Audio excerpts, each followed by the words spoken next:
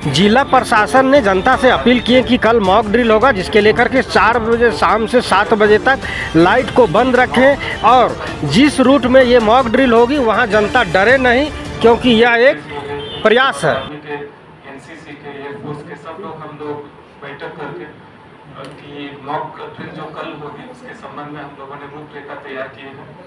और ये mock drill regularly होते रहना चाहिए, लेकिन बहुत लंबी अंतराल के बाद ये किया हम लोग कर रहे हैं। और जो पूरा शहर में सभी लोगों से अनुरोध है, जो कल मॉक ड्रिल शुरू होगी शाम को 4 बजे शाम, तो उसके बाद लाइट्स वगैरह ऑफ रखें और जनरेटर यूपीएस का उपयोग न करें। मुख्य उद्देश्य है कि जहां हवाई जगह से जहाँ पे भी अगर कोई देखते हैं तो रोशनी या दिखना नहीं चाहिए, ताकि जो इंस्टॉलेशंस है वो नहीं दिखे। और विशेषकर जो ये एयर रेड के संबंधित एक सायरन भी कल बजेगी, और वो एग्जैक्ट लोकेशन आज रात को जिला प्रशासन फाइनल करके सोशल मीडिया और हमारे प्रेस रिलीज के माध्यम से आपको बताएंगे। और उस जगह पे जो है हम लोगों का complete evacuation, search and rescue, relief operation सब चलेंगे। तो वहाँ जो है हमारे सभी एम्बुलेंस सर्विसेज, फायर सर्विसेज, हमारे एनडीआरएफ की टीम, पुलिस, सभी लोग वहाँ उपस्थित होकर जो ये रेस्क्यू ऑपरेशंस करेंगे। और विशेषकर संपूर्ण जिले लोगों से हम लोगों का अनुरोध है इसके बारे में लोगों को भी और खुद भी एक अवेयरनेस आए और लोगों को भी बताएं कि अगर कोई किसी तरह का कोई इस तरह का घटनाएं होती है तो अपने आप को कैसे क्या क्या चीज़ों से अवगत रखना है। तो वो ये भी कुछ वीडियो जो है जो भारत सरकार और राज्य सरकार के द्वारा जो दिया जा रहा है उसको भी हम लोग शेयर करेंगे। और जहाँ जिस जगह पे ये कल जो हमारे इवैक्यूएशन जो होगा तो उधर कुछ देर के लिए हम लोग 4 बजे से लेकर शाम 7 बजे तक उस जगह पे ट्रैफिक को अवरोध रखना पड़ेगा। तो उसके लिए भी हम लोगों से अनुरोध है, सहयोग करेंगे।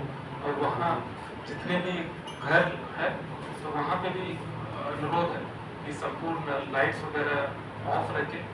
और वहाँ अगर और अंदर जो है अगर किसी कारण में कोई रोशनी भी है तो उसको जो है लाइट पर्दा से या पेपर से या किसी भी अन्य चीज़ों से उसको लाइट को रोके ताकि बाहर नहीं आए, ताकि हम लोग एक सफल मॉक ड्रिल जिला प्रशासन, भारत सरकार और राज्य सरकार के मार्गदर्शन में कर रहे हैं। किस जगह पे सर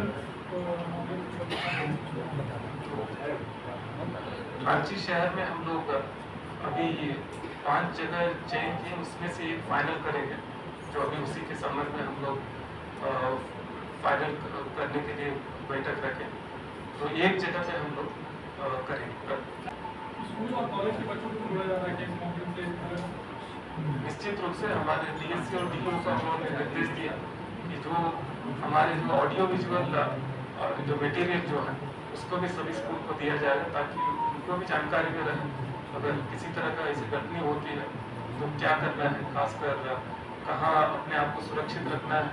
फिर उसके बाद रोशनी को अपने आप को आइडेंटिफाई नहीं हो तो रोशनी कैसे नहीं जाए, उसके संबंध में भी हम लोगों ने डीएससी डीओ को निर्देश दिए।